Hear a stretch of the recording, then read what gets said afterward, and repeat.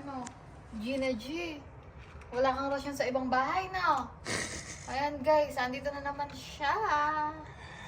Kasi naubos na yung pinapakain ko sa kanya. Eh ngayon, pagkain na yan nung ni Yara, yung pusa na umiiyak lang. Si Yara sa taas. Kinuha ko yung lalagayan niya ng pagkain. Tinigay ko kay Snow. Sige, kain ka na. Oh, labo, gutom siya.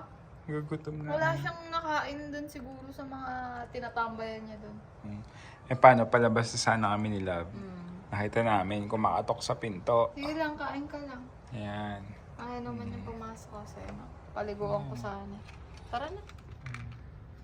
Sige, kain ka lang dyan ha, alis na kami. At guys, hindi ko na siya mahahawakan yan kasi kumain na eh.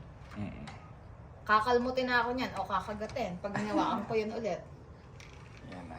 Eh si Yara, ngiyaw ng ngiyaw.